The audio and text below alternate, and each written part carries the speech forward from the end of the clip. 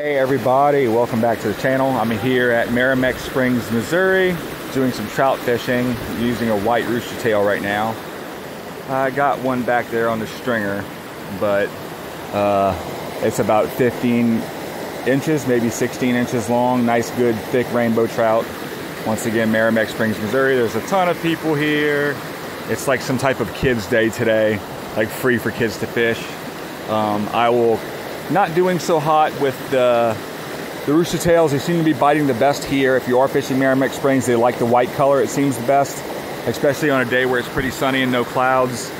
So if y'all are interested in fishing here, either use some type of dough bait and fish about maybe 18 inches to 24 inches deep. And people seem to be doing pretty good on that. Lots of people have full stringers. Wife sitting behind me reading a book. And yeah, it's really beautiful out here. And just got here around 10 o'clock in the morning, and it was completely not really packed, but there is a lot of people because of the free fishing, kids fishing day. So tomorrow, hopefully we have better luck. Hopefully there won't be as many people and things like that. I don't know where we're gonna camp tonight, but it seems like people are getting hits right across from me there. Those guys just missed some. So I'm going to continue to go at this, and I will update y'all here in a little while.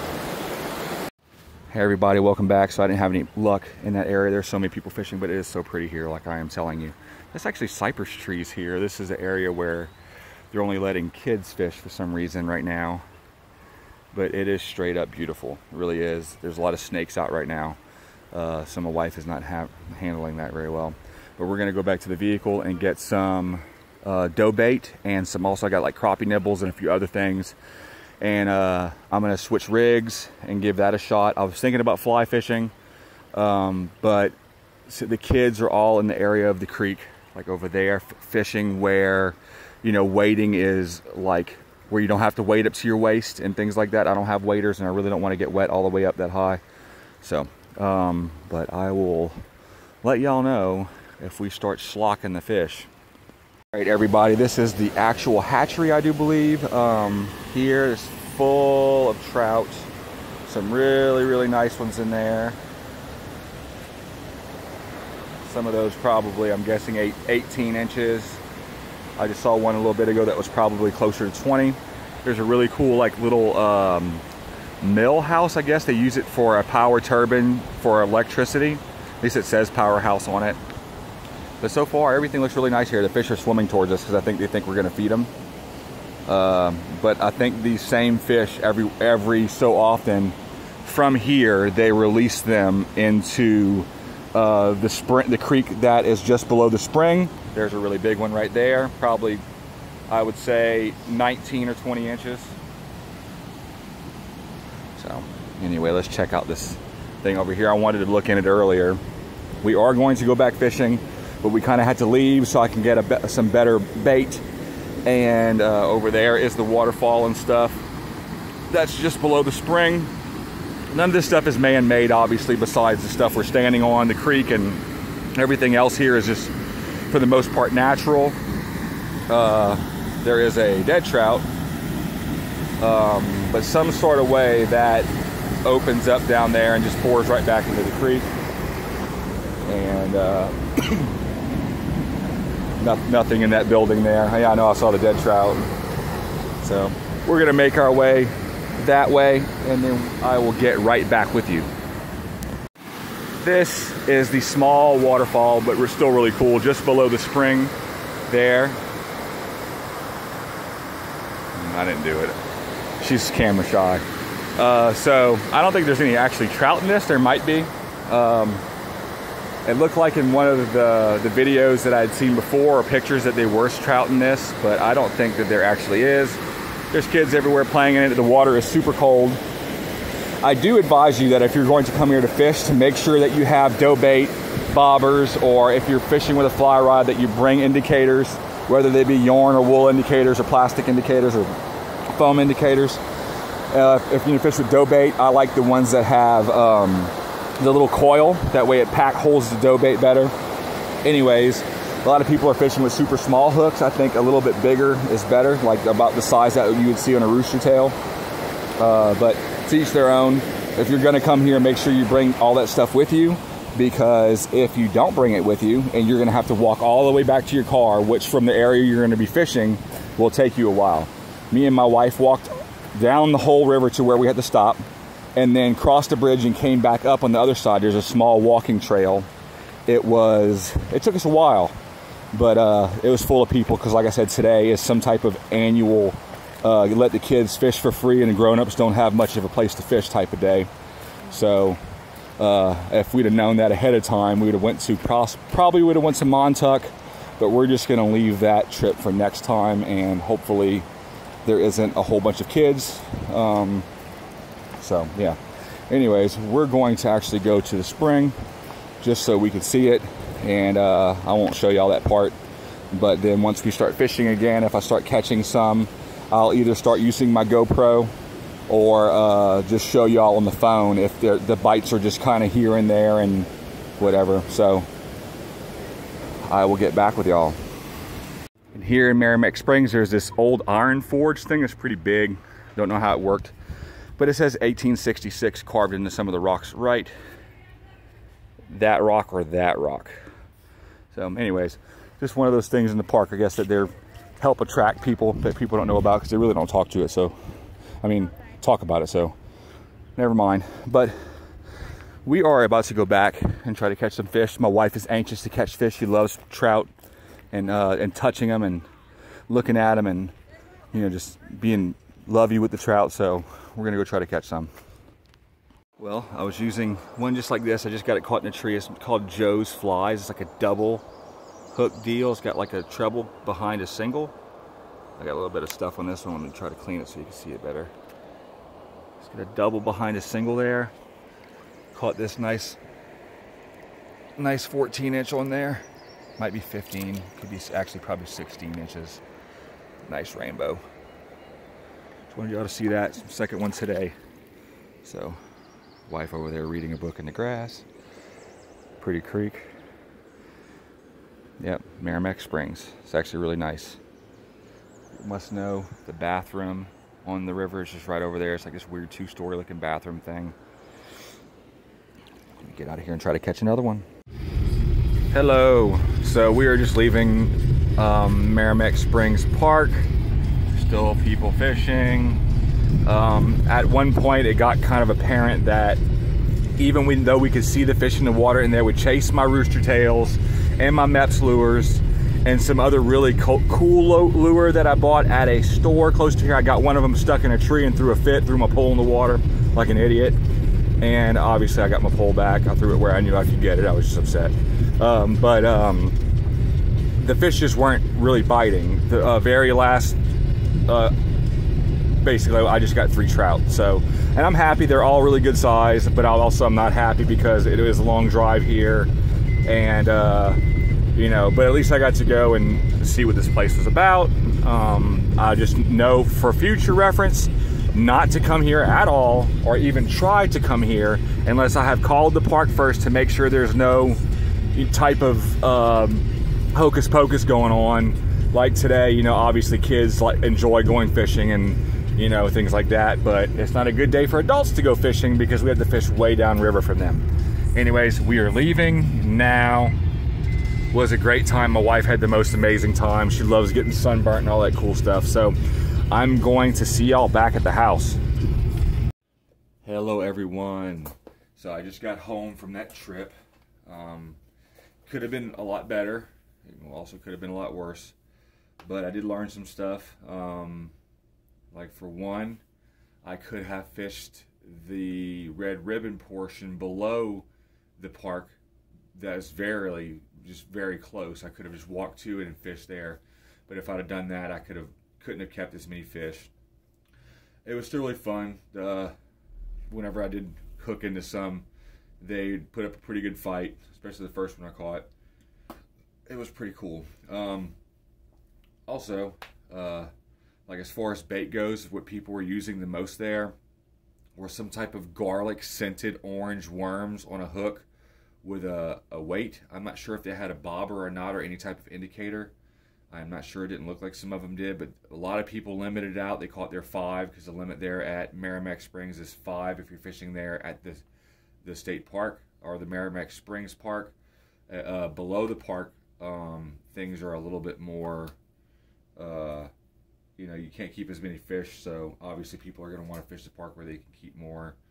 The rainbow trout looked beautiful. The park looked beautiful. It was really, really pretty. My wife enjoyed it.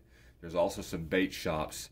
There's a gas station on the way down that specific road. I think it's like the highway is Highway 8, highway number 8, that you go down and end up running into the park. I stopped at one a really small bait shop next to an RV campground, and there was a guy there who made his own like glitter dough. This one's garlic scented. I didn't use any of this though. The one that I did use was some of this brand here, firebait. This AUTZKE. Don't know how you say that, but it's like garlic scented, and a super strong garlic smell. They were nibbling on it. One of them pulled it under, but I didn't get a chance to set the hook very well, so it just kind of pulled it right out of his mouth. After a certain point in the day, those fish pretty much knew everything that was getting thrown at them was not good to eat, and so they would chase my rooster tails and stuff like that, but they weren't committing to actually biting it, so that's why I only ended up with 3, but they're really nice. They're just your typical 15 to 18 inch rainbow trout. There were some super monsters in there, some that looked like they were more pushing 20 something inches, some are smaller. But one of the shops I stopped on the way was actually a gas station. The last gas station you see, I forget what it was called, on the right as you're coming down Highway 8 going towards Meramec from, I forget the name of the small town now. I wish I'd known. But you don't even have to go there. You could probably look this up. There's probably a website. It's called Joe's Flies. These things are incredible. So they have a single hook pulling a treble hook with a really pretty looking streamer fly thing on there with a decent weight. Good. It says 1/4 ounce. And I caught the nicer one, 2 of my 3 with one of these. I actually got it caught in a tree. It was actually this color scheme that I was using. It's got like kind of like a, well, y'all can see that, like a pheasant feather pattern for there with some white hair, some like fly colored green on there with some red and some tan, and I was really stoked about that. They're actually not that expensive, only $3.99. I got a smaller one in here also while I was there that I just don't. The one thing I don't like about it is it does not have any type of weight on it. Let's see if I can get this pulled out for y'all to see. There we go. I do enjoy the rooster tail type of stuff. So this is a small one. It does not have any kind of weight. But if you're using some 4-pound tests, you should not have much of an issue casting something like this.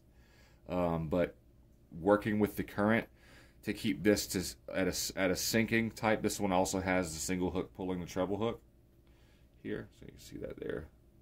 Single hook pulling a treble hook. It's pretty cool. It'd be hard for a trout to get off of that. Having to cast upstream is definitely weird and real with the current. It's not something I'm used to, but it's something that I'm going to do my best to get used to with this whole thing. It was a cool experience. Next time I think we're going to go to Montauk instead. And looking forward to actually go and do some trout fishing for brook trout in the Smoky Mountains in Tennessee, close to right by Gatlinburg. And also possibly some Pennsylvania. I've been watching the Traveling Trout Company, I think it's called, on my deal. I'm subscribed to him. I don't know if y'all can see my subscriptions, but I watch a lot of that. I like the guy's stuff, and he catches lots of fish. You know, I was going to get my GoPro rolling for y'all today, but there's just, you know, I could have, it was just not really worth it, you know, unless I would have been like having constant action myself. So I just did most of it, all of it actually with my phone, just to give y'all a little look about what, you know, an idea of what it looks like. If y'all are interested in going there, make sure that y'all call the hatchery office or the main office ahead of time to make sure that there's no like type of holidays that is going on first, or it's going to be like packed like it was today. There were tons of kids, and it's very highly limited to the amount of area that adults could actually fish. So we're basically limited to the last 200 yards of the state park river. So it really kind of made things hard. The kids got first dibs on all the fish. I think they released 3,000 fish this morning, and you know, like that's why I said tons of kids limited out. I'm not sure how it works, like as far as, I did see some dead trout floating around, like maybe 3 of them. I'm not sure if it's something somebody caught and kind of hooked them wrong and decided to let it loose or something like that. They just ended up dying. There's no telling. Trout aren't very, you know, very sturdy fish. You know, they don't take much to kill them. But, yeah. So, but as far as them, like, they stock them in there. It's not a very big hatchery or anything. It's like, but they have a way that they do it. We kind of walked next to all of it throughout their phases. I didn't see any fry, but there were, like, trout from the phases of like 8 inches all the way up to 15 or so, and there were trout in different areas of the park. There's also a no fishing area that's directly by the spring, and there's a sign that tells you that you can fish below that specific sign. But from that sign all the way down the whole river, pretty much, except for the last 200 yards, was designated for strictly kids, since today was a free fishing kids day. I did not know that ahead of time. I wish I would have. So that definitely affected my experience today. But like I said, it was really beautiful. Definitely somewhere that I'll go back at another time whenever it's more planned and I have more money and more time to possibly spend around there. But I'm looking forward to, you know, broadening my trout fishing experience and horizons and places to go and do that type of stuff. You know, really wanting to catch some wild ones. I'm not sure if the fish that they let loose there ever come back up and breed in that river on their own. It was super cold because that spring was just roaring out of the ground in the main spring pond where it comes out of. Like, there's no, if you jumped in right there and tried swimming straight down, you wouldn't be able to, because that water's coming up so hard, it'd push you right back up. It was really pretty big. There were big trout in that area also. But I believe that it would definitely be a cold enough creek to keep, even all year long, to keep fish breeding in there, if that makes sense, from what I know about trout. So I don't know if there's any actual, like, trout that come back and do their spawning in that area that aren't, you know, stocked fry or stocked, you know, that come back up as wild, you know, originally stocked fish that breed there on their own after. I don't know how that works. Maybe some of y'all do.